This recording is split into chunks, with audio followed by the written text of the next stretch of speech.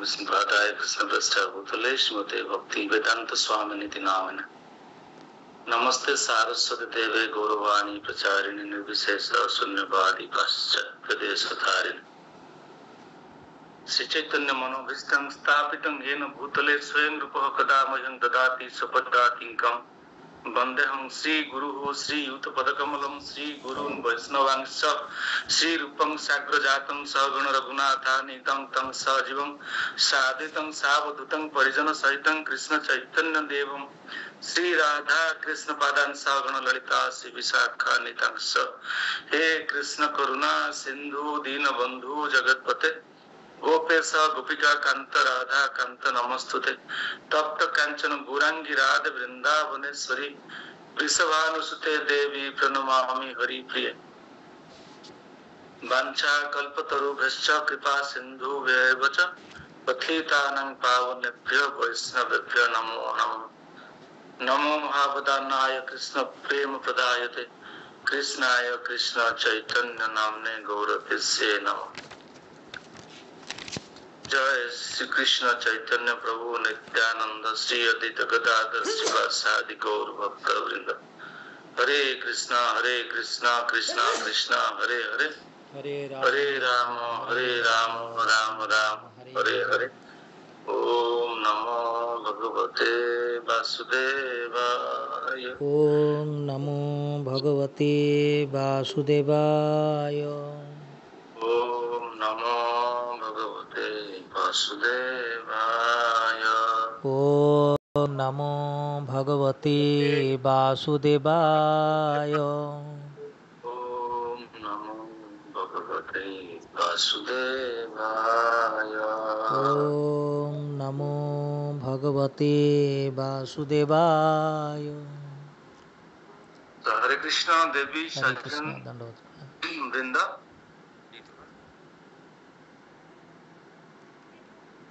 समस्त को भक्ति शास्त्री लेसन भावुची 4 ना 5 को समस्त को स्वागत करुचे।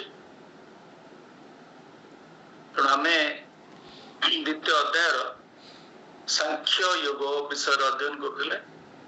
आज स्थित प्रज्ञर लक्षण कौन, भाषा एवं स्थित प्रज्ञ माने कृष्ण कॉन्शियस पर्सन, कृष्ण चेतना रे जने तल्लीन व्यक्तिर स्वाभाविक लक्षण केमती परिस्फुट हबो, भाषा कौन रहइबो, तार बसिबा तार चलिबा एवं तार कथा कहबा बर्तमान अर्जुन 4टी प्रश्न पचारे। आम आपातः यही द्वितीय अध्यायर अंतिम स्तर पहुंच जाइछंती। भगवान समस्त पुस्तक उन्मोचन करंतु। मु बोधे भावुची ठीक कहूची।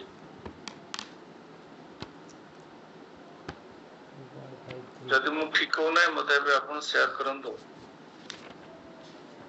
बोधे सांख्य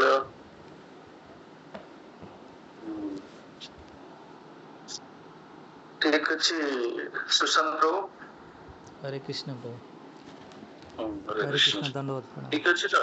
हां 2.54 आज 2.54 अपन वीडियो ऑन कर परिबे करनांती अपन सम दर्शन करे चाहछन। आपनकर सब सत्संग पाइबे, श्रीमुख दर्शन करिवे। लुकायत भाव रहिले हम सब आपनकर सत्संग वंचित होछु। लेकिन 2 पॉइंट केते 2.54 स्टार्ट हुआ। 5 यस। तेणु वर्तमान अर्जुन किछि किछि तांकर संदेह दूरीभूत हेलानी। से जो शोकाकुल अवस्था रे चित्कार करुथिले हे भगवान मु युद्ध करिवि नाही, तापर शिष्य हिसाब रे भगवान तांको स्वीकार कले। से कहले शिष्यते अहं साधिमाम तम प्रपन्नम। तो जितो जीवन रे विपद आसीबो आपण निश्चित भाव स्पिरिचुअल मास्टर सहित जोगाजोग करिवे, कंसल्ट करिवे मस्ट। काहे कि से आपन को आपन जीवन रो जो समस्या को केमती आपण द्रवीभूत करि परिबे सेति भाई भगवान को चरणाश्रित कृपा भिक्षा करिवे। कारण से होचंदी भगवान को दयार पात्र। से होचंदी योग्य प्रार्थी जे भगवान को कृपा पाई परिबे तेणु तांकर चरणाश्रित हे तांको आपण प्रार्थना करिवे हे महाभागवत हे गुरुदेव मते आपण वर्तमान कृपा प्रदान करी मोर समस्या समाधान करू से भली अवस्था है अर्जुन को क्षेत्र में तेणु से वर्तमान जिते भगवान कही सारे जो तर्क थिला पांचटा तर्क कौन कौन थिला ना मिसप्लेस्ड कंपैशन आ गोटे होची sinful reactions no enjoyment of the kingdom कोन ब्रो की कहि परबे no enjoyment of the kingdom तापर डिस्ट्रक्शन ऑफ डायनास्टी आ गोटे लास्ट ला 2.6 वर्ज रे इनडिसिजन एही प्रकार तर्क माध्यम रे अर्जुन युद्ध न करिया पे भगवान को जुक्ति रखिथिले तापर भगवान समस्त जुक्ति को खंडन कले प्रथम भगवान बुझेले अर्जुन को कोबड़ी भाव प्रथम बुझेले प्रथम वर्णाश्रम धर्म आरंभ करले वर्णाश्रम आरंभ करले तापर क्रमान्वय रे आपनकर कर्मकांड वेदर कर्मकांड आधार रे बुझेले तापर समस्त तर्क गुड़िक खंडित है एवं अर्जुन टिके आशंका सृष्टि भगवान आड़ को श्रद्धा और विश्वास दृढ़ीभूत होती से बर्तमान पचार ठीक अच्छी जब जन कृष्ण कॉन्शियस व्यक्ति यदि कृष्ण चेतना रे जड़े तलीन हेबे कृष्ण चेतना को स्वीकार करेंगे जीवन अभ्यास करेंगे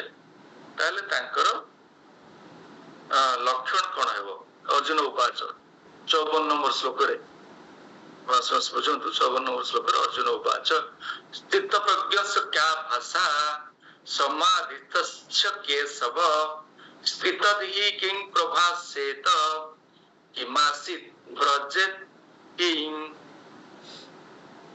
दिव्य चेतना रे परमेश्वर चेतना रे मजी जाइथिबा व्यक्तिर लक्षण कौन तांकर भाषा कौन इंग्रजी रे भाषा कौन से किपरि कथा कहते किपरि बसंती एवं किपरि चलती वर्तमान ये प्रश्नर उत्तर रे 54 नंबर प्रश्नर उत्तर रे 55 नंबर श्लोक रे स्थित प्रज्ञर लक्षण विषय रे भगवान अर्जुन को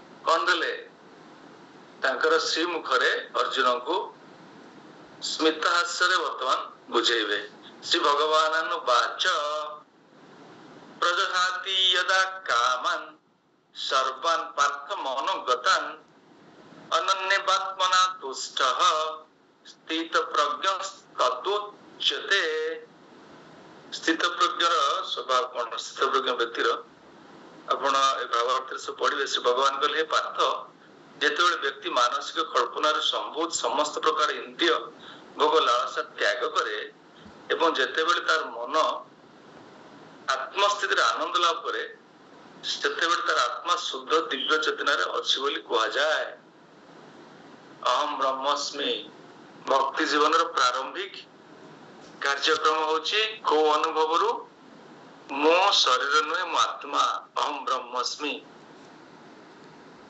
यह आपण पाइबे कोड पाइबे वेदांत सूत्र रे वेदांत सूत्र को व्यासदेव एम्पिरिज्म फॉर्म रे सूत्र फॉर्म रे लिखिले ऐसे होची अहम ब्रह्मस्मि अर्थात ब्रह्म जिज्ञासा सब सूत्र फॉर्म रे तापर सूत्र फॉर्म रे बुझा अत्यंत कष्ट सापेक्ष होला सेति पय से ता कोन कले विस्तार कले कोतरे विस्तार कले भागवतम रे विस्तार कले समस्त वेदांत सूत्र को क्रमान्वय वैदिक इवोल्यूशन एमदी समय क्रम हैला प्रथमे से कोन लिखि दिले प्रथमे वेद लिखिले व्यासदेव वेद पर कोन लिखिले महाभारत लिखिले महाभारत बुझियो गप्प फॉर्म रे तापर कोन लिखिले वेदांत सूत्र लिखिले भगवत गीता भी ता मध्य लिखिले भगवत गीता पंचम वेद कहा जाए तापर भागवतम लिखिले ए क्रमान्वय वैदिक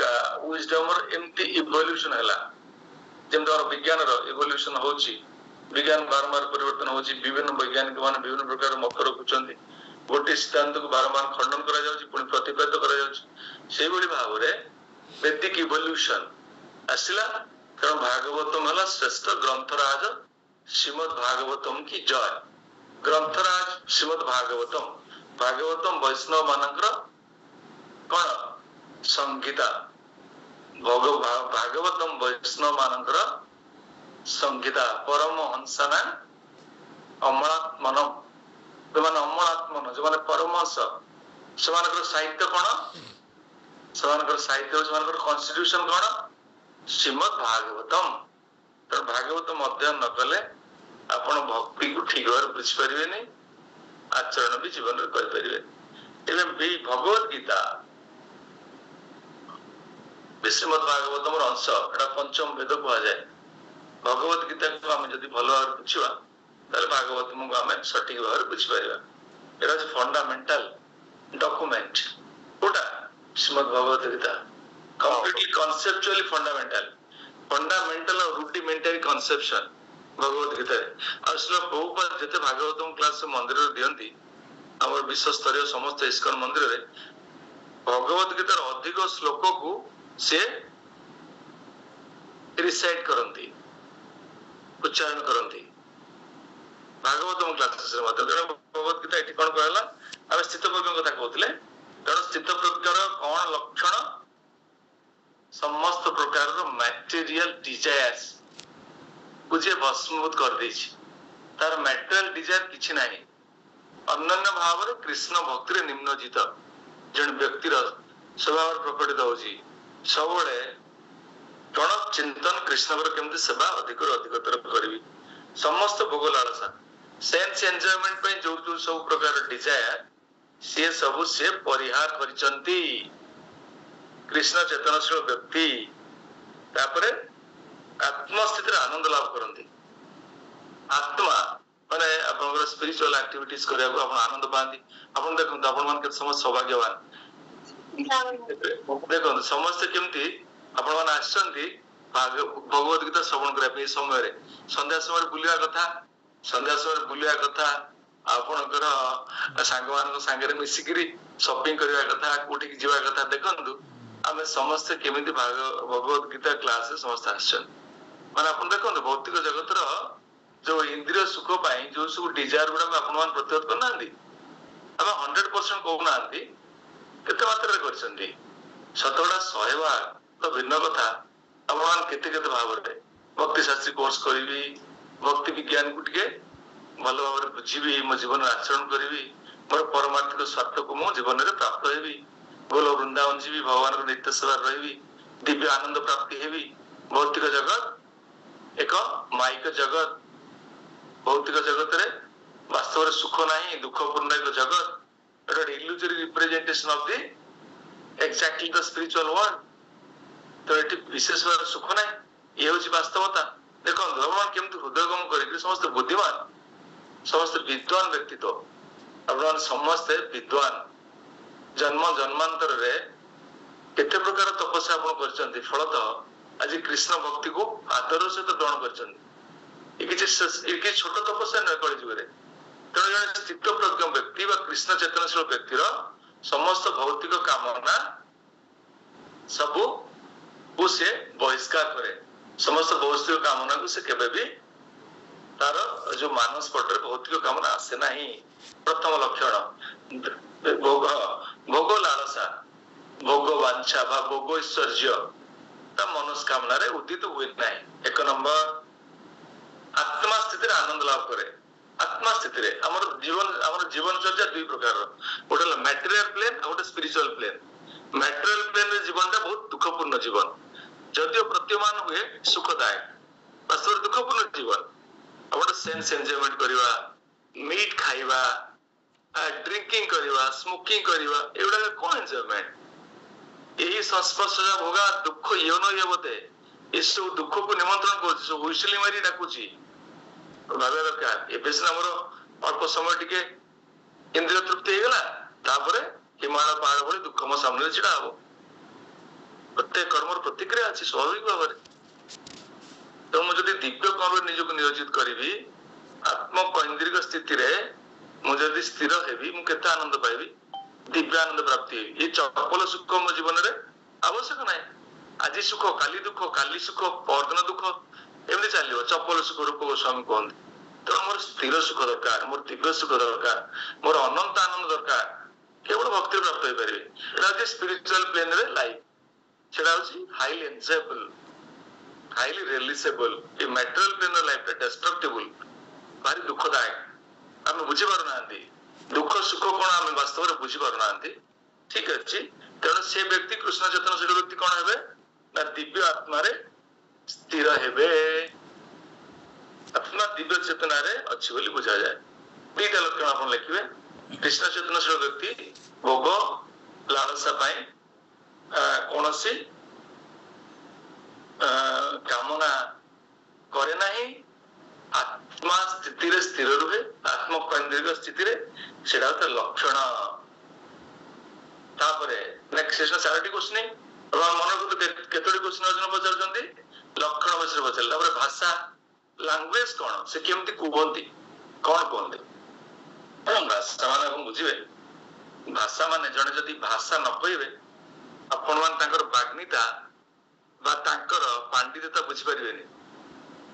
ଜଣେ ଜଣେ ମୌନ ବାବା ଥାନ୍ତି, ଓ ଆମେ ବହୁତ ସାଧୁ, ଆମେ ସନ୍ଥ, ଆମେ କିଛି କଥା କହିବୁନି, ଆମେ ମୌନ। ଆପଣ ଭାବିବେ ତାକୁ ଆପଣ ଜାଣିପାରିବେନି ସେ ବାସ୍ତବରେ କଣ। ଯେ ଜଣେ କଥା କହୁନି, ଜଣେ ଲାଙ୍ଗୁଏଜ ନାହିଁ, ଆପଣ ତାଙ୍କର ଇଣ୍ଟେଲିଜେନ୍ସ ଜାଣିପାରିବେ କି? ଜାଣିପାରିବେ ଦଶରଥ ପ୍ରଭୁ? ଜାଣିପାରିବେନି ନା। ପ୍ରଭୁପାଦ ମହାରାଜ ଭାବାର୍ଥ ଲେଖିଛନ୍ତି। ତେଣୁ ଜଣକୁ କେମିତି ଆପଣ ଚିହ୍ନିବେ, ସେ କଣ ଭାଷା କହୁଛନ୍ତି। ଜଣେ ଯୋଉ ପର୍ଯ୍ୟନ୍ତ କଥା କହୁନାହାନ୍ତି ତାଙ୍କ ବିଷୟରେ କି ଜଣା ଯାଇ ପାରିବ ନାହିଁ।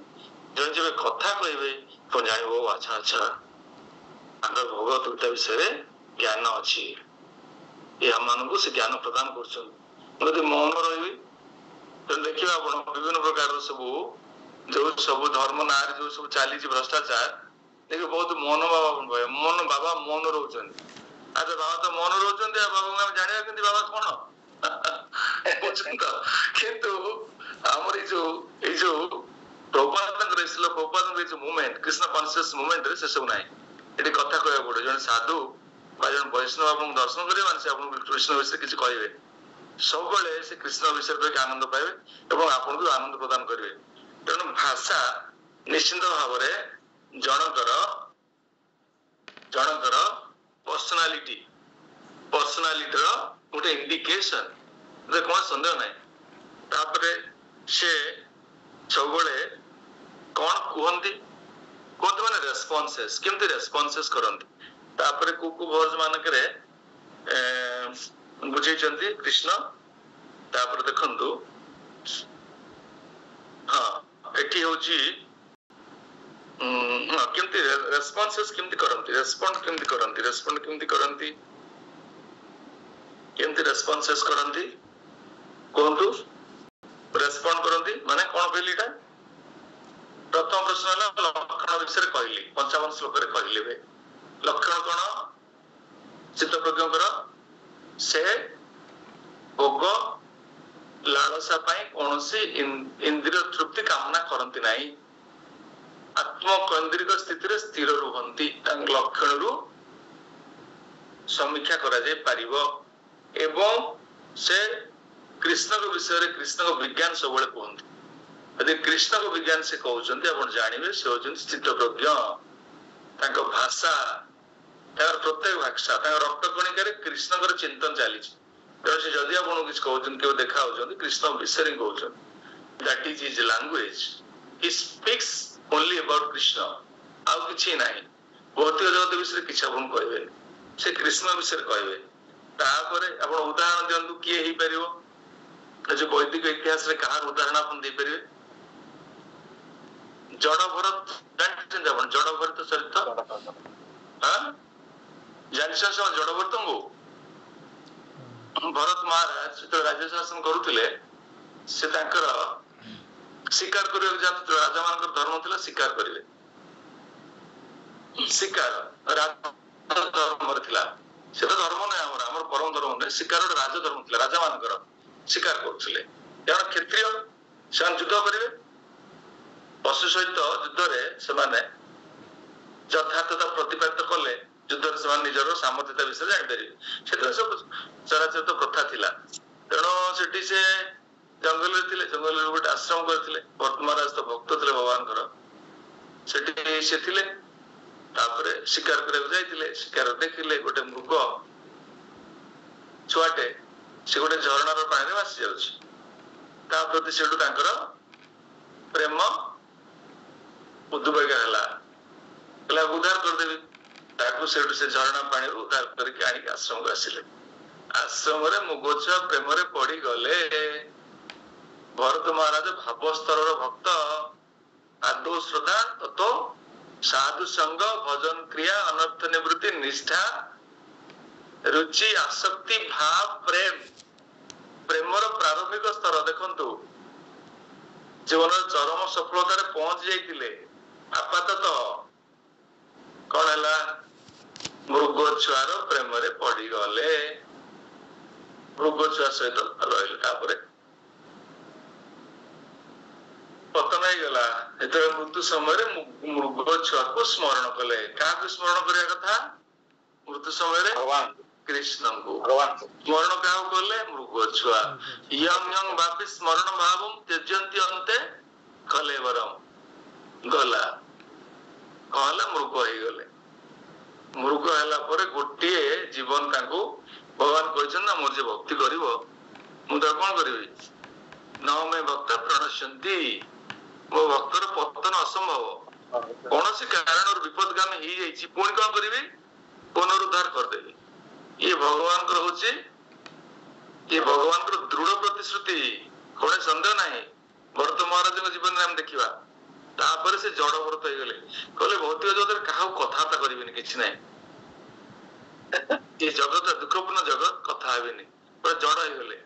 ତାପରେ କଥା କହିଛନ୍ତି, କଥା ନ କହିଲେ କ ଭାଷା ଚିତ୍ତପ୍ରଜ୍ଞ ଆପଣ କେମିତି ଜାଣିବେ? ସେଠି ରହୁଗଣ ମାନଙ୍କୁ ଉପଦେଶ ଦେଇଛନ୍ତି। ବଡ ଚରିତ୍ର ଆପଣଙ୍କର ଭାଗବତମରେ ପାଇବେ, ଜଡ ଭରତ ଚରିତ୍ର। ତେଣୁ ଜଡ ଭରତ ହଉଛନ୍ତି ସ୍ଥିତପ୍ରଜ୍ଞ ବ୍ୟକ୍ତି।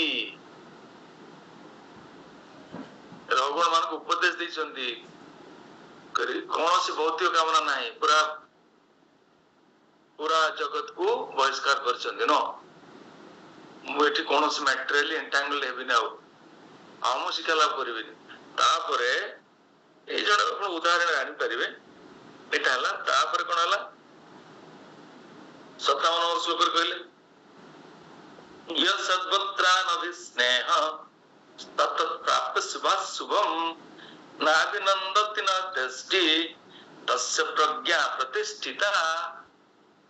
ଯେ ଆସକ୍ତି ରହିତ ସେ ଶୁଭ ପ୍ରାପ୍ତିରେ ଆନନ୍ଦିତ ହୁଏ ନାହିଁ, କି ଅଶୁଭ ପ୍ରାପ୍ତିରେ ଦୁଃଖିତ ହୁଏ ନାହିଁ। ସେ ଉପଯୁକ୍ତ ଜ୍ଞାନ ହାସଲ କରିଛି ଓ ତହିଁରେ ସ୍ଥିର ଅଛି ବୋଲି ବୁଝିବାକୁ ହେବ। ତେଣୁ ସେ ଦୁଃଖ ସୁଖରେ ବିଚଳିତ ହୁଏ ନାହିଁ। ତେଣୁ ଜଣେ ସ୍ଥିତପ୍ରଜ୍ଞ ବ୍ୟକ୍ତିର ଲକ୍ଷଣ ଆପଣ କଣ ଆଉ କଣ ଲେଖିପାରିବେ? ସୁଖ ଦୁଃଖରେ ସେ ବ୍ୟତିବ୍ୟସ୍ତ ହୁଏ ନାହିଁ। ଧୀର ଶବ୍ଦର ଅର୍ଥ କଣ? ବିପରୀତ ପରିସ୍ଥିତିରେ ଯିଏ ବିଚଳିତ ହୁଏ ନାହିଁ, ତାକୁ ଧୀର କୁହାଯାଏ। ତାପରେ କୋଶ୍ଚିନରେ ବର୍ତ୍ତମାନ ପଚାରୁଛନ୍ତି ଅର୍ଜୁନ, କେମିତି ସେ ବସେ? 58 ରୁ 63 ନମ୍ବର ଶ୍ଲୋକରେ ବସିବା ବିଷୟରେ। ବସିବା ମାନେ କଣ? ବସିବା ମାନେ ତାର ସେନ୍ସେସ୍ କୁ ସେ କେମିତି ଏନଗେଜ କରେ ନାହିଁ, ମିସୟୁଟିଲାଇଜ କରେ ନାହିଁ। ତାର ଇନ୍ଦ୍ରିୟ ମାନଙ୍କୁ ସେ କେମିତି ଭାବରେ ସଂଯତ କରିକି ରଖେ। ବସିବା ମାନେ କଣ? ଆଇଡିଆଲ, ବୁଝିପାରୁଛନ୍ତି? ବସିବା ମାନେ ମୋର ସେନ୍ସେସ୍ ମାନଙ୍କର କିଛି ପ୍ରୟୋଗ ନାହିଁ। ତା ଅର୍ଥଟା ସେୟା ବୁଝିବେ ଆପଣ। ସରେଣ୍ଡର ଅନ୍ ଟୁ ମି ରେ ଓରିଜିନ ପ୍ରଭୁ ତାକୁ ବିଶ୍ଳେଷଣ କରିକି ଲେଖିଛନ୍ତି, ବୁଝିପାରୁଛନ୍ତି ତ? କେମିତି ସେ ଇନ୍ଦ୍ରିୟ ମାନଙ୍କୁ କେମିତି ବିନିଯୋଗ କରେ ନାହିଁ। यदा सहरते सार्यं चायं कुर्मंगानि बसर बसः इंद्रियाणि इंद्रियार्थेभ्य तस्य प्रज्ञा प्रतिष्ठिता। एठी उदाहरण दियागला तार इंद्रिय मानक सहित से केमति व्यवहार करे। जेतेबेले से कौनसी कार्य न करुଥାଏ, बसिଥାଏ, आइडियल थाए, कौन करुଥାଏ? कुर्म। कुर्म माने कौन? कुर्म कौन? कुर्म होची कच्छप, कच्छप, कइच, कच्छप। कच्छप जेतेबेले देखिबे यात्रा करुଥାଏ, सेतेबेले तार से सबु कौन करଥାଏ? तार पंजा गुड़ाकू बाहर करଥାଏ, बाहर करଥାଏ। जेतेबेले से जो बाली रे चलता है देखिबे आपण, जेतेबेले से कोठी बसी जाए, ओ जगह रे रही जाए, ସେତେବେଳେ ତାର ପଞ୍ଜା ଗୁଡାକୁ ପୁଣି ଭିତରକୁ ନେଇ ଯାଏ। ଜାଣିଛନ୍ତି ନା ନାଇଁ? ସମସ୍ତଙ୍କର ଧାରଣା ଅଛି କି ନାଇଁ? ଠିକ କହୁଛି ନା ଭୁଲ କହୁଛି? ଆଜ୍ଞା ପ୍ରଭୁ ଠିକ। ଠିକ ଅଛି। ତେଣୁକରି କଇଁଛ ତାର ପଞ୍ଜା ଗୁଡାକୁ ଭିତରକୁ ୱିଡ୍ର କରିଦିଏ। ଆପଣ ଭାବନ୍ତୁ ସେ ତାର ସେନ୍ସେସ୍, ଭାବନ୍ତୁ କଇଁଛ କଣ ସେନ୍ସେସ୍ ଆମେ ବୁଝିପାରିବା? ସେ ତ ଗୋଟେ ଆକ୍ୱାଟିକ ଆନିମଲଟା। ତେଣୁ ସେମିତି ସ୍ଥିତପ୍ରଜ୍ଞ ବ୍ୟକ୍ତି ଯିଏ କୃଷ୍ଣ ଚେତନାରେ ଯିଏ ସ୍ଥିର ହେଇଛି, ସିଏ ତାର ସେନ୍ସେସ୍ ଗୁଡାକୁ ଆବଶ୍ୟକ ନଥିବା ସ୍ଥଳେ ବ୍ୟବହାର କରେ ନାହିଁ, ସଂଯତ କରି ରଖେ। ବୁଝିପାରିଲେ? କୁର୍ମ ଭଳି, କଚ୍ଛ ଭଳି ସବୁବେଳେ ୱିଡ୍ର କରି ରଖିଦେଇଥିବେ। ଯେମିତି ଗୋଟେ ସାପୁଆ କେଳା ସବୁ ବିଷଧର ସର୍ପ ମାନଙ୍କୁ ଯେମିତି ତାର କଣ କରିକିରି ସେ କେମିତି ସବୁ ନିୟନ୍ତ୍ରଣ କରି ରଖିଥାଏ ତାର ମନ୍ତ୍ର ମାଧ୍ୟମରେ, ତାର ସବୁ ଇଣ୍ଡିକେସନ ଦେଇକିରି, ସେମିତି ସ୍ଥିତପ୍ରଜ୍ଞ ବ୍ୟକ୍ତି ତାର ସେନ୍ସେସ୍ ଗୁଡାକୁ ସବୁବେଳେ ଦୁରୁପଯୋଗ କରେ ନାହିଁ, ମିସୟୁଟିଲାଇଜ କରେ ନାହିଁ। ଏ କୁର୍ମ ଉଦାହରଣରୁ ଆମେ ଏଠି ବୁଝିପାରିବା। କଚ୍ଛପ ତାର ଅଙ୍ଗ ପ୍ରତ୍ୟଙ୍ଗ ଗୁଡିକୁ ନିଜ ଭିତରକୁ ଟାଣି ନେଇପାରେ। ସେହିପରି ଯେଉଁ ବ୍ୟକ୍ତି ଇନ୍ଦ୍ରିୟ ଭୋଗ୍ୟ ବିଷୟରୁ ଇନ୍ଦ୍ରିୟ ମାନଙ୍କୁ ଟାଣି ନେଇପାରେ, ସେ ପ୍ରକୃତ ଜ୍ଞାନରେ ଅଛି, ସ୍ଥିର ହୋଇଛି ବୋଲି ବୁଝାଯିବ। ପ୍ରକୃତ ଜ୍ଞାନ ମାନେ କୃଷ୍ଣ କନସିୟସ୍, କୃଷ୍ଣ କନସିୟସ୍ ନଲେଜରେ ସିଏ ସ୍ଥିର ହେଇଛି। ସେ କୃଷ୍ଣ କନସିୟସନେସ୍ ସାଧନା ପ୍ରାକ୍ଟିସ କରିଛି। ପ୍ରାକ୍ଟିସ କଲା ପରେ ତାକୁ ଜ୍ଞାନ ପ୍ରାପ୍ତ ହେଇଛି। ଜ୍ଞାନଟା କର୍ମ କଲେ ଜ୍ଞାନ ଆସିବ। ଜ୍ଞାନଟା କର୍ମ ଠାରୁ ଉନ୍ନତ, ଭକ୍ତି ସବୁଠାରୁ ଶ୍ରେଷ୍ଠ। ତେଣୁକରି ସିଏ जो कृष्ण कॉन्शियस प्रिंसिपल को फॉलो करिछि, तार कोन ହେଇछि ना से प्राप्त होइछि। तार इंद्रिय गुडा को संयत करि पारिछि, सेंसेस गुडा को संयत करिछि। छोटिया कथा नुहे। आपण देखिबे जते जते सब फिलोसफी अछि, मैटेरियल हो स्पिरिचुअल हो, प्रथमे सेंस रेगुलेशन, सेंस कंट्रोल सबुठार इंपोर्टेंट कंपोनेंट। आपण एमती के परीक्षा पे प्रस्तुत होंतु भी आपण सेंसेस गुडा कंट्रोल करिवे। सेंसेस को कंट्रोल न कले कोनोस एग्जामिनेशन आपण सक्सेसफुली बाहर परिवे नाही। May it be material or spiritual, or spiritual activities तो स्वाभाविक भाव सेंस कंट्रोल करा दरकार।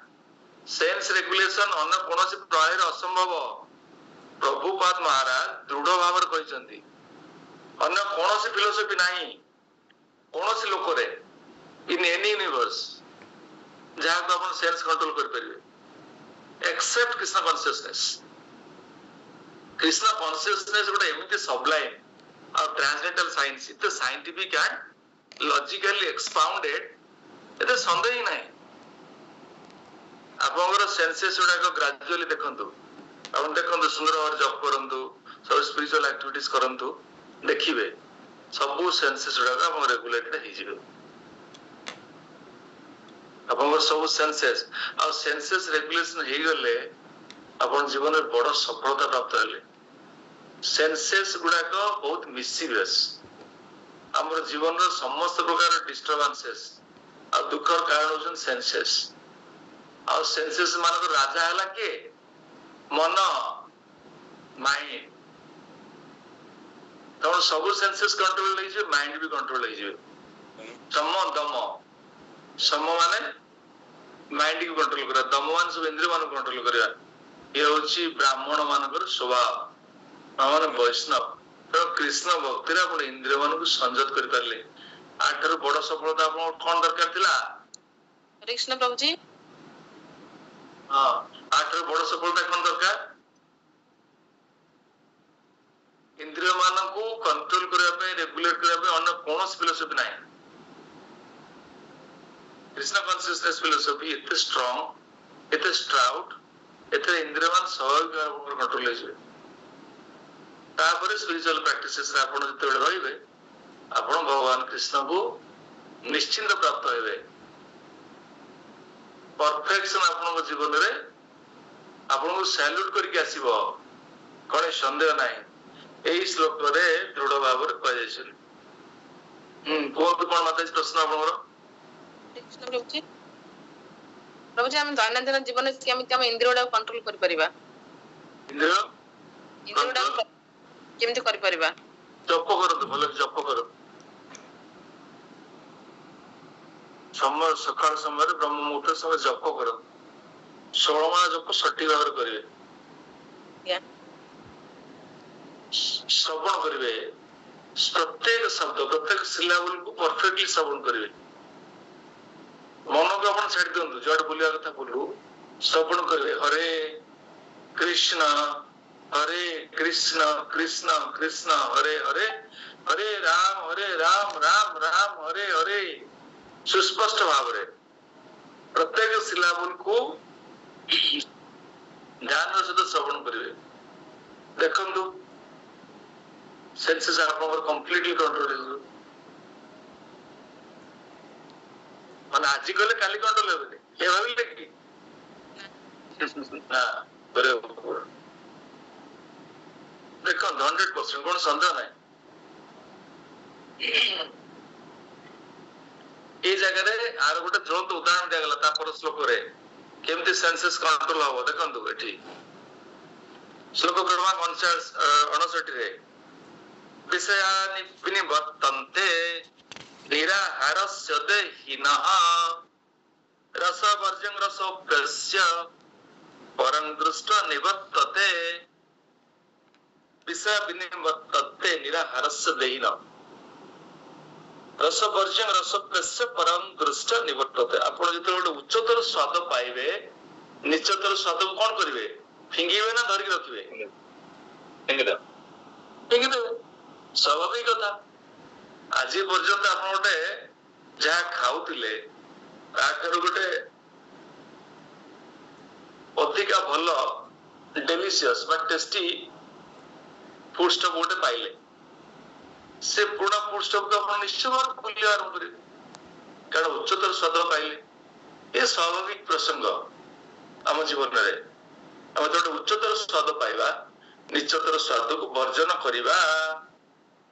କୃଷ୍ଣ କନସିୟସନେସ୍ ହଉଛି ଉଚ୍ଚତର, ମାନେ ଉଚ୍ଚତମ, ହାଇଏଷ୍ଟ ଡେଲିସିୟସ୍ କଣ? Food stuff, Krishna consciousness.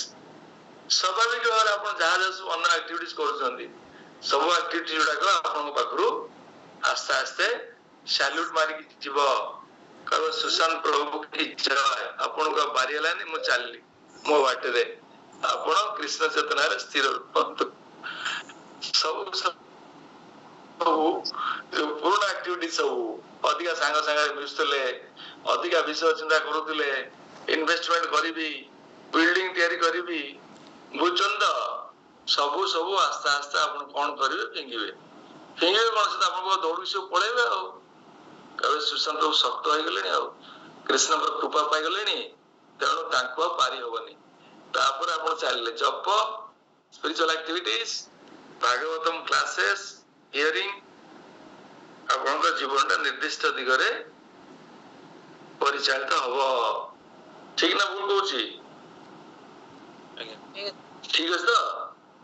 ତାପରେ ଇଏ ତ ଚାଲିଛି କେମିତି ଇନ୍ଦ୍ରିୟ ମାନଙ୍କୁ କେମିତି ବ୍ୟବହାର କରୁ। ତାପରେ ଶ୍ଲୋକରେ ୟତତୋऽପି କୌନ୍ତେୟ ପୁରୁଷସ୍ୟ ବିପଶ୍ଚିତଃ ଇନ୍ଦ୍ରିୟାଣି ପ୍ରଥାଥୀନି ପ୍ରମାଥୀନି ହରନ୍ତି ପ୍ରସବଂ ମନ। ହେ ଅର୍ଜୁନ, ଇନ୍ଦ୍ରିୟ ଗୁଡିକ